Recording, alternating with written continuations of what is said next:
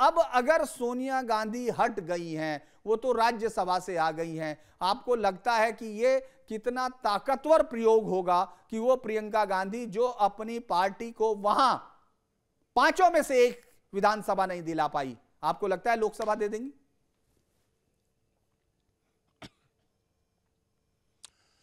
देखिए धीरेन्द्र जी, जितनी मेरी राजनीतिक समझ है और जितना मैंने कवर किया है रायबरेली को, उस हिसाब से मैं इतना कह सकता हूं कि जो रायबरेली में इस बार मुकाबला होगा वो अमेठी से ज़्यादा टफ होगा कांग्रेस पार्टी के लिए। और चूंकि इसके पीछे देखिए कई वजह है।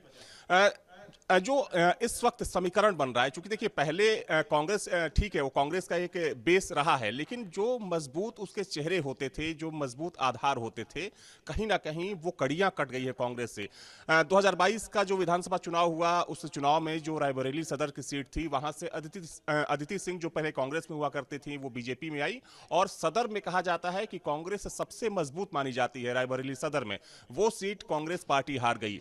दिनेश सिंह हालांकि वो राइवल थे अखिलेश सिंह के, लेकिन वो अब बीजेपी के साथ हैं और जो पिछला चुनाव था उसमें कह सकते हैं कि बीजेपी का परफॉर्मेंस बहुत अच्छा तो नहीं था, लेकिन ठीक ठाक वोट बीजेपी वहां पर लेकर आई थी।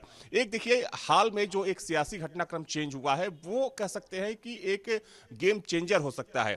गेम चेंजर कौन है? वो नाम है मनोज पांडे का। मनोज पांडे ऊंचाहार से कई बार के विधायक रहे हैं और देखा जाए तो इस बार का जो चुनाव हुआ, चूंकि इस लहर में और अमरपाल मौर्य जो अभी राज्यसभा भेजे गए हैं ऊंचाहार से, वो बीजेपी के कैंडिडेट थे पिछले विधानसभा चुनाव में। बीजेपी ने पूरी ताकत झोंक दी थी, लेकिन मनोज पांडे को बीजेपी ऊंचाहार में नहीं हरा पाई। इसके पीछे कहा जाता है कि कहीं ना कहीं जो वहां का ब्राह्मण वोट बैंक है धीरेन्द्र जी, उसमें मनोज पांडे बहुत तगड़ा पैठ रखते हैं, बहुत ही मजबूत पैठ उनकी मानी जाती है।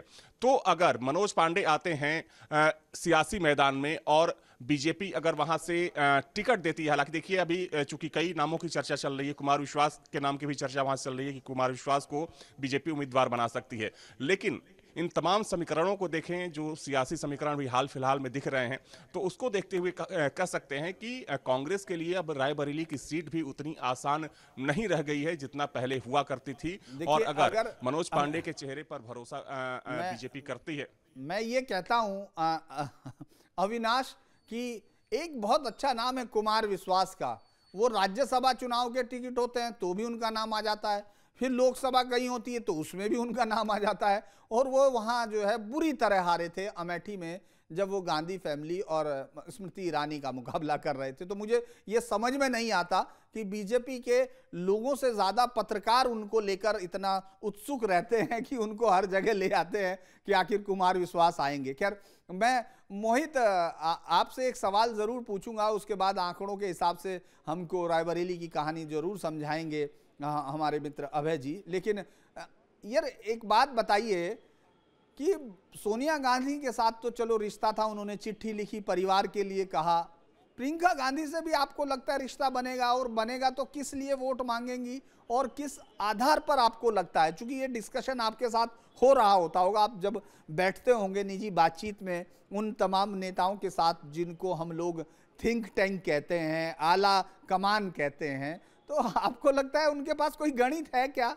क्या सा गणित है जो प्रियंका गांधी विधानसभा के चुनाव में आती हैं, कोई असर नहीं छोड़ती और अब तक का सबसे खराब प्रदर्शन करने में कामयाब होती हैं वोट परसेंटेज के हिसाब से? आपको लगता है कि कोई जादू की छड़ी है? क्योंकि इससे पहले की जीत में आप देखोगे समाजवादी पार्टी और दूसरी पार्टियां सोनिया गांधी के सामने कोई कैंडिडेट खड़ा नहीं करती थी, और अब भले ही समाजवादी पार्टी के साथ उनका गठबंधन हो गया हो, लेकिन समाजवादी पार्टी के ही ताकतवर लोग अब इनके साथ आ रहे हैं बीजेपी के। दूसरा एक और भी कारण है कि सबसे बड़ी दलित आबादी वहाँ है, अगर आप रायबरेली में देखते हैं, और उनके पास अब कोई गांधी परिवार से ऐसा रिश्ता जुड़ता हुआ नहीं दिखता कि वो ये कह सके कि हाँ इनके साथ हैं। ब्राह्मण वो मनोज पांडे अगर लड़ते हैं या दूसरा कारण है, राजपूत वोट वो अलग है, तो सिर्फ एक रिश्ता था, वो गांधी परिवार से प्यार का रिश्ता था। तो आपको लगता है कि इसके अलावा भी कोई छुपी हुई रणनीति है जो बताना नहीं चाहते यहाँ के नेता प्रियंका गांधी के लिए?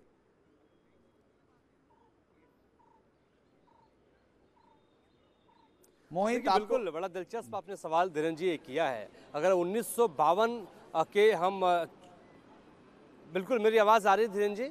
जी जी कैरी ऑन। मेरी आवाज़ आ रही है? हाँ आ रही है, जी, आप अगर हम बताइए। 1952 से लेकर 2024 के आंकड़ों को अगर हम देखें तो 3 बार ही जी, अगर हम 1952 से लेकर जब पहली बार लोकसभा चुनाव हुआ था और 2024 तक के आंकड़े को देखें तो ऐसा 3 ही बार हुआ है कि गांधी परिवार या कांग्रेस वहां से हारी है। पहली बार जो है आप जानते हैं, आप बेहतर राजनीति को समझते हैं कि इंदिरा गांधी 1977 में चुनाव हारी थी और वो नाराज़ हो गई थी और इस बात को लेकर नाराज़ हो गई थी कि जो गांधी परिवार का जो रिश्ता रायबरेली से रहा है तो वो आखिर ऐसा क्या हो गया कि उनको मत नहीं मिले और राजनारायण से 1977 में वो हार जाती हैं। उसके बाद वो चिकमंगलूर जाती हैं और वहाँ से वो जीत कर आती हैं। आपको याद होगा कि 1980 में जब इंदिरा गांधी चुनाव लड़ी थी तो वो मेढक से भी लड़ी थी और रायबरेली से भी लड़ी थी। वो दोनों जगह से जीती थी, लेकिन उस वक्त भी इंदिरा गांधी नाराज़ रहती, कहती हैं कि मैं इस बार जो रायबरेली की जनता को ये बताऊंगी कि मैं जीत के जो है इस सीट को छोड़ूंगी और मेढक से वो जीतती हैं और वो प्रधानमंत्री देश की बनती हैं।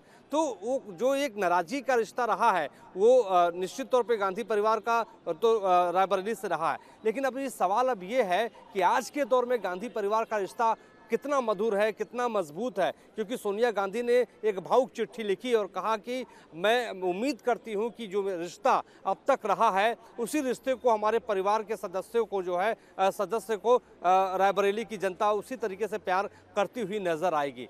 इस बार आपको बता दें कि सोनिया गांधी के हटने के बाद जो वहाँ पे मैकेनिज्म, खासतौर पे जो व्यवस्था, जो रणनीति रही है, चाहे हम गांधी परिवार के, चाहे हम किशोरीलाल शर्मा की बात कर लें या दूसरे नेताओं की बात कर लें जो सोनिया गांधी के वहाँ पे सांसद प्रतिनिधि रहे, वो लगातार वहाँ पे सक्रिय होते हुए नजर आए हैं। और आपको याद होगा कि जब 1999 में सोनिया गांधी वहाँ से चुनाव लड़ी थी तो धुआंधार प्रचार प्रियंका गांधी ने किया था और वहाँ पर मार्जिन 3 लाख से ज़्यादा का था। सोनिया गांधी जीत कर वहाँ से वापस आई थी।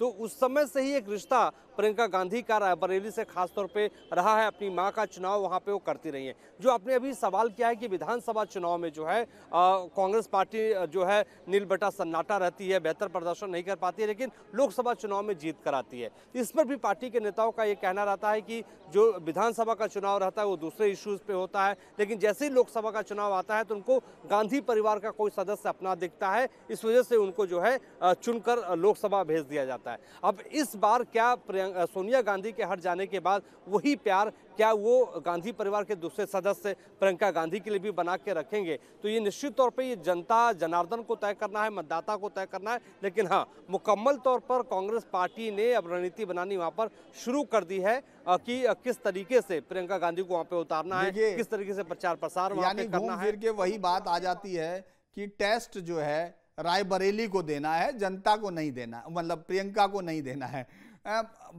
आप कुछ आंकड़े जोड़ना चाहेंगे अभय जी? आपको क्या लगता है कि आंकड़े जो है इस दिलचस्प कहानी को और दिलचस्प बनाएंगे कि क्यों गांधी परिवार जीत जाता है इसके बावजूद, जबकि विधानसभा में बहुत खराब प्रदर्शन रहता है? जी अभय जी।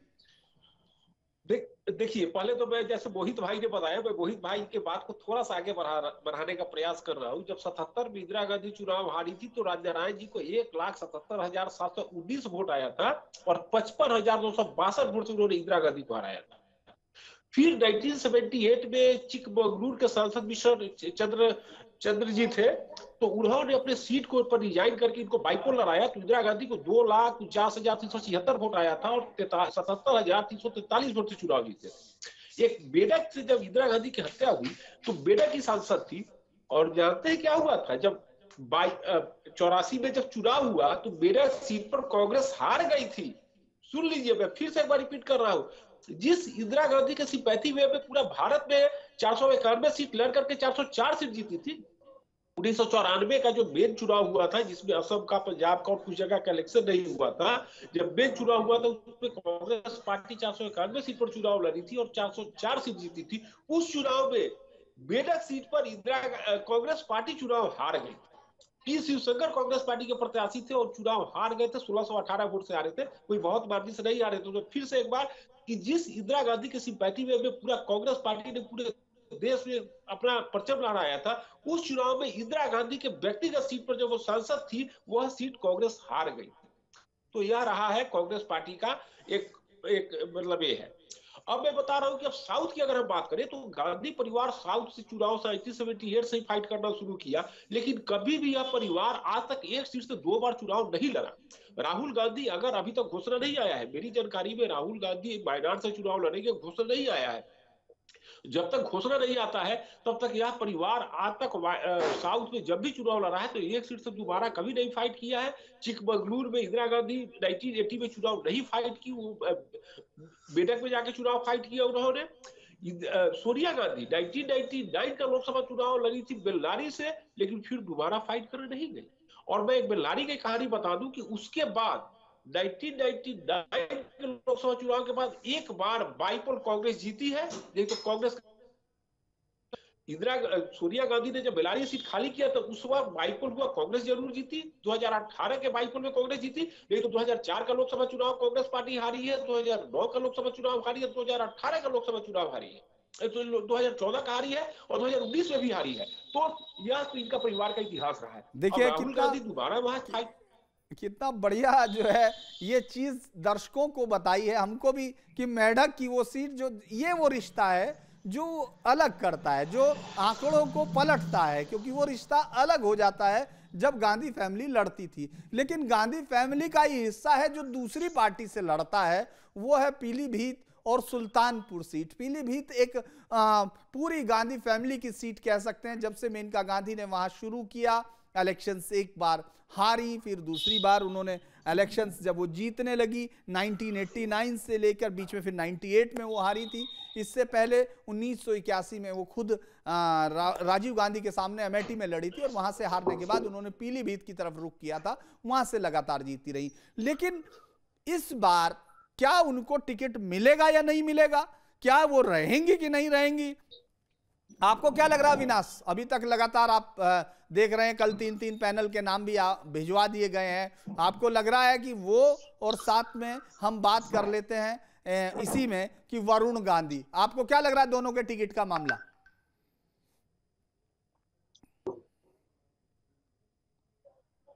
बहुत बड़ा सवाल है कि सुल्तानपुर से क्या मेनका गांधी को टिकट मिलेगा या फिर पीलीभीत से क्या वरुण गांधी रिपीट होंगे। देखिए, जो जानकारी हम लोगों के पास है, चूंकि उसके मुताबिक ऐसी जानकारी है कि मेनका गांधी ने बीजेपी आलाकमान से ये कहा है कि आप भले ही मेरी सीट काट दीजिए, यानी कि आप भले ही मुझे सुल्तानपुर से टिकट ना दीजिए, लेकिन मेरे बेटे को पीलीभीत से आप टिकट दे दीजिए, वरुण गांधी को। लेकिन देखिए, अगर हम पिछले 1 से 2 सालों के घटनाक्रम को देखें, जिस तरीके से बागी नजर आते थे वरुण गांधी, तो उनके उस तेवर को देखते हुए और जिस हिसाब से उन्होंने बीजेपी आला कमान के ऊपर हमले बोले थे, उसको देखते हुए तो इस बात की बहुत कम संभावना दिख रही है कि बीजेपी उन्हें एक बार फिर से अपना उम्मीदवार बनाएगी, वरुण गांधी को। क्योंकि देखिए, आपको याद होगा कि बीच बीच में ऐसी भी खबर आ रही थी कि हो सकता है कि पीलीभीत से वरुण गांधी टीएमसी से चुनाव लड़ें, समाजवादी पार्टी से चुनाव लड़ें, लेकिन अभी तक उस पर भी कोई बातचीत नहीं हो पाई है। तो वैसे में ये कहना जल्दबाजी हो गई, क्योंकि देखिए, अभी जो कोर कमेटी की बैठक हुई थी मुख्यमंत्री के यहाँ, उसमें सीटों को लेकर, नामों को लेकर ही चर्चा हुई थी, और जो नामों का पैनल है बीजेपी आला कमान को भेज दिया गया है, और माना जा रहा है कि अगले 2 से 3 दिनों में जो दूसरी लिस्ट होगी बीजेपी की, वो जारी हो जाएगी, और उसमें ये साफ हो जाएगा कि क्या सुल्तानपुर से मेनका गांधी वहां से चुनाव लड़ने वाली हैं या फिर पीलीभीत से वरुण गांधी चुनाव लड़ेंगे या नहीं लड़ेंगे। लेकिन देखिए, जो पार्टी के अंदर जो बातचीत चल रही है, उस बातचीत को देखकर यही लगता है कि जो बीजेपी आला कमान है, यानी कि जो बीजेपी का संगठन है, वो ना सिर्फ वरुण गांधी से नाराज है, बल्कि वो मेनका गांधी से भी नाराज है। उसके पीछे वजह यह है कि जब वरुण गांधी अपनी ही सरकार पर, बीजेपी का सांसद होते हुए, जब अपनी ही सरकार पर, अपनी सरकार की नीतियों पर, अपनी सरकार की योजनाओं पर जब बार बार सवाल उठाते थे, तब कभी भी मेनका गांधी ने उनको रोकने की कोशिश नहीं की या फिर पार्टी को कभी भी उन्होंने डिफेंड करने की कोशिश नहीं की। तो ये एक बहुत बड़ा सवाल है, जो अभी बीजेपी संगठन के भीतर ये चीजें चलती हैं। जो संगठन के महत्वपूर्ण पदाधिकारी होते हैं, वो इशारों में कहीं ना कहीं इस बात को हम लोगों से भी बोलते हैं कि जिस नेता ने अपनी ही सरकार को घेरने में कोई कसर नहीं छोड़ी, जिसने प्रधानमंत्री से लेकर मुख्यमंत्री से लेकर जिसने पार्टी अध्यक्ष को नहीं छोड़ा, तमाम सवाल खड़े किए, तो वो कहेगा हमारी पार्टी का नेता।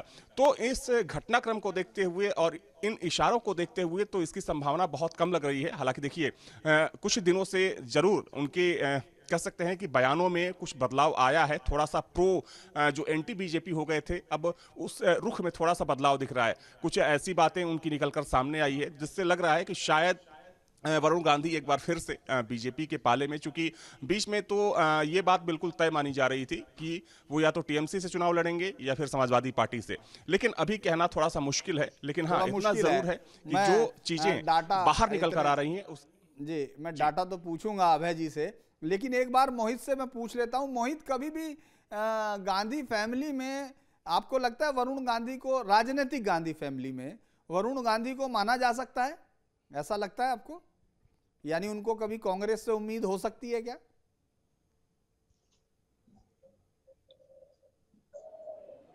देखिए धीरेन्द्र जी, बहुत महत्वपूर्ण आपने सवाल कर दिया है और यही सवाल राहुल गांधी से भी पूछा गया है प्रेस कॉन्फ्रेंस के दौरान।